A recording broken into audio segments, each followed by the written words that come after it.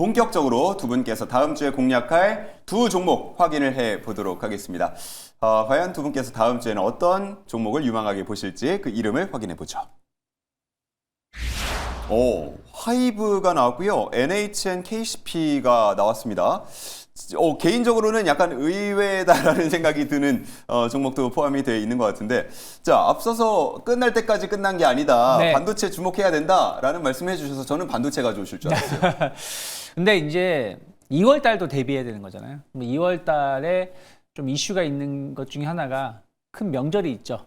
설날이 좀 있기 때문에 이걸 감안하면 지금부터는 약간 중국 소비주들 좀 관심 있게 좀 볼 필요가 있지 않을까 싶어가지고 하이브를 한번 가지고 나와봤습니다. 어저께 뉴스를 보신다 그러면 춘절 앞두고 중국이 40편이 넘는 일본 항공 노선을 다 취소를 했다는 소식이 좀 있죠. 이 얘기는 한일령이 오래 간다.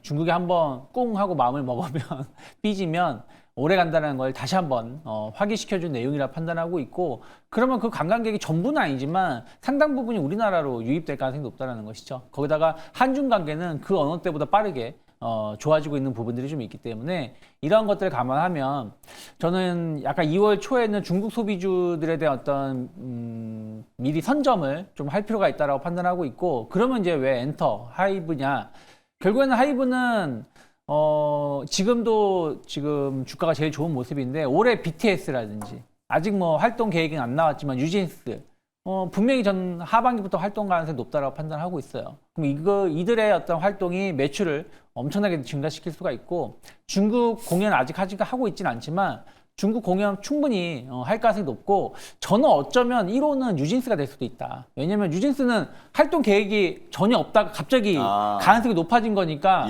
다른 데 공연장은 다 계약이 끝났을 거라는 거죠. 근데 중국은 그게 아니잖아요. 그래서 그런 것들을 저 혼자 좀 상상을 해본다라면 하이브 충분히 매력이 있다 판단하고 있고, 어쨌든 관광객이 유입되면 관련된 매출도 꾸준히 늘어날 수밖에 없지 않을까 판단을 좀 하고 있습니다. 그러면 이번 달은 주가는 나쁘지 않았어요. 다른 엔터주 대비해서 하이브는 상승세를 보여줬는데, 충분히 저는 50만 원까지도 열려 있다. 한번 이번 달 2월 달 중에 50만 원 한번 노려볼 만한 가격대가 아닐까 판단하고 있고요. 33만 원만 크게 이탈하지 않는다 그러면 저는 조정이 나온다고 하더라도 분할매수 관점으로 접근해 볼 수 있지 않을까 판단하고 있습니다. 오, 좋습니다. 50만 원 말씀해 주셨어요. 자, 그러면은 하이브로서도 이제 가보지 않은 길을 또 새롭게 걸어갈 수 있다라는 부분인데, 뉴진스에 대한 전망과 해석이 상당히 좀 귀에 들어왔고, BTS도 계속해서 관심을 많이 모으고 있잖아요. 3월부터 또 활동을 열심히 할 것 같은데, 아리랑 앨범 한번 기대를 해보면서 목표가 50만 원 달성에 도움이 될지 한번 지켜보도록 하겠습니다. 자, 엔터 그리고 하이브가 소개가 됐고요. 자, 그런가 하면 NHN KCP로 가게 되는데, 요거는 좀 짧게 보시는 건가요? 어떤가요? 짧게 봐도 되고 길게 봐도 된다 말씀을 드리고 싶고요. 제가 지난주 이 시간에 말씀을 드렸던 것 같아요. 다음 주 시장 어떻게 이제 보냐고 질문을 주셨을 때, 스테이블 코인주 안에서 전고점 돌파하는 종목이 하나가 나올 겁니다. 이렇게 정확히 말씀을 드렸습니다. 그 종목이 이 종목이었고요. 그래서 오늘 가져왔다라고 말씀을 드릴게요. NHN KCP 같은 경우는 스테이블 코인 대장주이기도 하지만 기본적으로 다날이라든가 더진이라든가 카카오페이라든가 전부 다 지난 한 주를 되돌아봤을 때 전고점 돌파를 하지 못했습니다. 그런데 유일하게 지난 52주 기준으로 전고점 돌파가 나온 종목이라고 보시면 될 것 같아요. 차라리 어떻게 보면 스테이블 코인주 안에서 우리가 종목을 찾을 때 대장주는 이 종목이다, 좀 각인을 시켜줬다 생각을 하고 있고요. 지금 투자주의 종목이잖아요. 훈장을 달았다는 것은 대장주임을 증명하기도 하지만 제가 항상 말씀드리지만 급등하는 종목의 특징은 무엇이냐? 5거래일 45% 그리고 15거래일 85% 기준을 지켜야 됩니다. 그러면 주가가 올라갈 때 단기 과열 또는 어떻게 보면 그 투자 경고, 투자 위험까지 지정이 되면 장기간 동안 이제 주가가 좀 움직이지 못한 그러한 단점들이 존재를 합니다. 그런데 그러한 부분들을 잘 피해가면서 주가가 잘 올라가고 있다는 점을 좀 꼽아보도록 하겠습니다. 그리고 네이버가 가장 인프라가 크잖아요. 결제시장에서는 사실상. 그래서 네이버 두나무 협업 관련 스테이블 코인 수혜 예상이라 말씀을 드렸는데, 무엇보다도 거래 대금이 활발하다는 점에서 저는 매력적으로 느끼고 있습니다. 일봉상으로 보시면 전고점 돌파가 나왔잖아요. 근데 월봉상은 이제 갈 길이 멀다라고 생각을 하고 있습니다. 상장 물량이 4천만 주고요. 그 대주주 지분 물량 합치면 2천만 주인데 2천만 주의 유통 물량을 통해서도 주가가 올라갈 수 있지만 지금 바닥권에서 터진 거래 대금을 보시면 유통 물량의 지금 10배, 20배에 달하는 거래량을 터뜨리면 주가가 올라가고 있거든요. 그럼 앞으로 계속해서 주가가 올라갈 수밖에 없다라 생각이 되고 있고 이 구간 25,000원 이미 넘었고 이 앞전의 물량 큰 고점이 43,000원이잖아요. 거래량이 없습니다. 그러면 바닥권에 터진 물량을 통해서 주가를 이제 조금씩 올라간다고 한다면 저는 충분히 길게 봤을 때는 4만 원대까지도 충분히 올라갈 수 있는 종목이다. 이렇게 좀 말씀을 드리도록 하겠습니다. 지속적 신고가 돌파 랠리를 기대하면서요. 1차적으로 목표가는 27,000원, 손절가는 19,500원 제시를 드리도록 하겠습니다. 네, 좋습니다. 4만 원대까지도 바라보지만 일단 1차 목표가로는 27,000원을 제시를 해주셨고요. 손절가 19,500원까지 NHN, KCP의 움직임도 주목해 보도록 하겠습니다.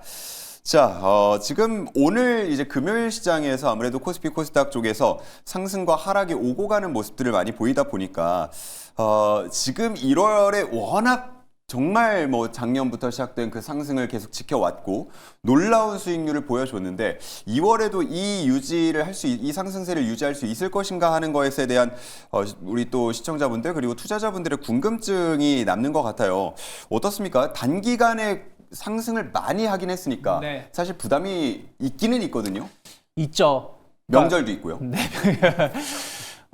작년에 9월, 10월 달 증시가 올라왔을 때 코로나 때 상승보다 더 강한 것 같다. 이런 장은 보기 힘들다라고 말씀드렸는데 불과 몇 달 만에 또 이렇게 올라왔어요. 특히 이번에 다른 점은 코스피, 코스닥이 모두 다 강했다라는 것이죠.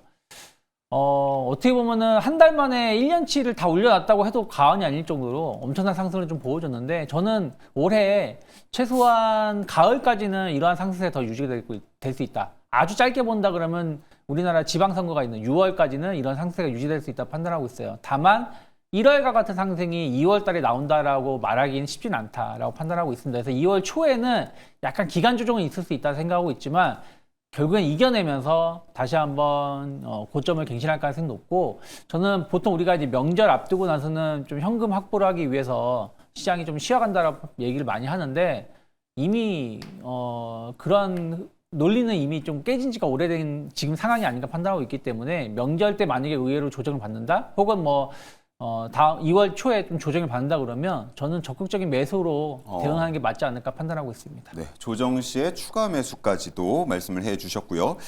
그런데 이제 2월이 오고 또 다가오는 이제 3월이 오면 개인적으로 걱정이 되는 게 하나 있습니다. 이재명 대통령도 백화점과 비유를 하면서 그런 얘기를 했어요. 썩은 상품 확실히 정리해야 한다. 네.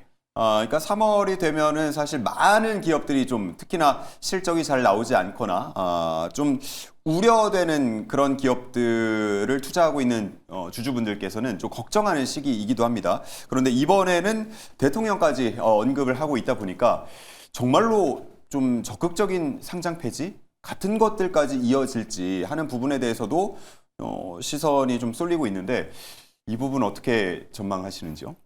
저는 대통령께서 아주 좋은 힌트를 주셨다라고 생각을 하고 있고요. 좋은 힌트를 주셨다? 예, 지난번에 코스피를 보시면 아시겠지만 소외주는 정말 안 갔고 가는 종목 계속 갔잖아요. 다 보시면 결국 실적이 받쳐주거나 그것을 어떻게 보면 우리 개인 투자보다 좀 미리 파악할 수 있는 기관이라든가 외국인의 자금이 많이 들어갔거든요.